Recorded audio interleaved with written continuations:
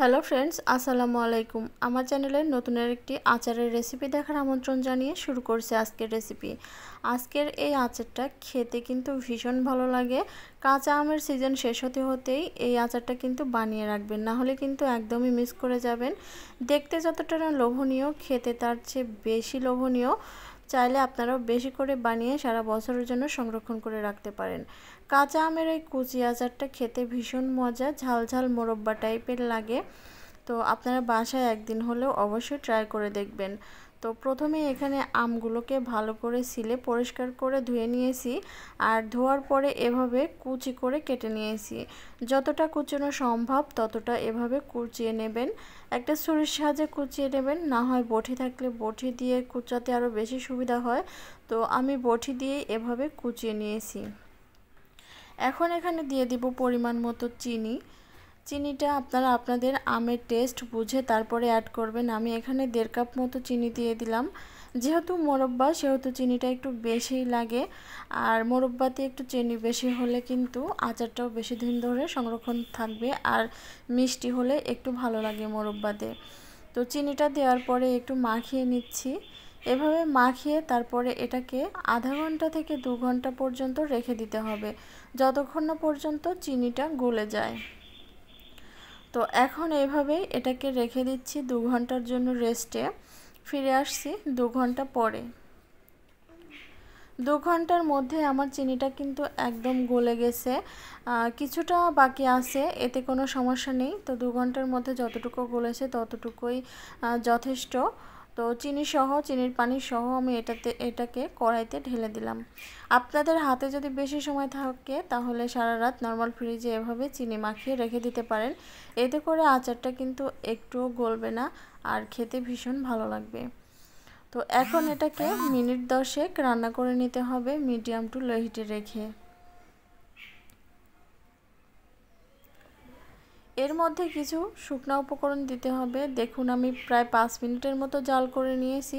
তারপরে এখানে শুকনো উপকরণগুলো দিয়ে দিচ্ছি কালারের জন্য সামান্য হলুদ গুঁড়া। আপনারা চাইলে এখানে ফুড কালারটাও ব্যবহার করতে পারেন। তো ফুড কালার তো সবার ঘরে অ্যাভেলেবল থাকে না, সেজন্য আমি হলুদ গুঁড়াই দিয়ে দিলাম। এখন দিয়ে দিচ্ছি বিট লবণ। এখানে বিট লবণ না থাকলে সাধারণ লবণটাও ব্যবহার করতে পারেন। বিট লবণ দিয়ে দিয়েছি আমি প্রায় 1 চা চামচের মতো। নেড়েচেড়ে একটু মিশিয়ে নিচ্ছি। আমার মনে হয় আচারে ফুড কালার দেওয়ার চাইতে হলুদ দিলে বেশি কালারটা ন্যাচারাল আসে, সেজন্য আমি সবসময় চেষ্টা করি আচারে একটু হলেও হলুদ ব্যবহার করার। তো এখানে 1/2 চামচের মতো হলুদ ব্যবহার করেছি, এতে কালারটা কিন্তু দারুণ এসেছে। আরও মিনিট 5 আমি লো হিটে এটাকে রান্না করে নিয়েছি, আর 10 মিনিটের মধ্যেই কিন্তু এটা খুব ভালোভাবে সিদ্ধ হয়ে গেছে। দেখুন একেবারে ট্রান্সফার হয়ে গেছে। আর এটা কিন্তু যতই নাড়াচাড়া করেন একদমই গলবে না, যেহেতু চিনির পানি দিয়ে আগেই ভিজিয়ে রাখা হয়েছিল। এটা অনেকটা সফট হয়ে যাবে কিন্তু গলে যাবে না।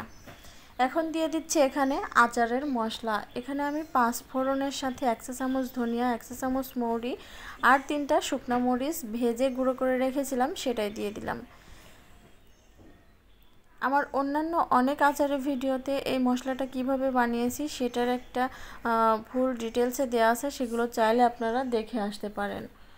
তো আচারের মশলাটা দেওয়ার পরে একটু নেড়েচেড়ে মিশিয়ে নিচ্ছি। দেখতে পাচ্ছেন আচারটা কিন্তু খুব ভালোভাবে মোমের মতো সিদ্ধ হয়ে গেছে।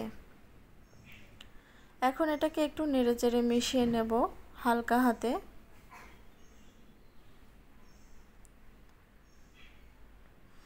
মেশানো হয়ে গেলে তারপর এটাকে মিডিয়াম হিটে রেখে জাল করে এই চিনি শিরাটা শুকিয়ে নিতে হবে।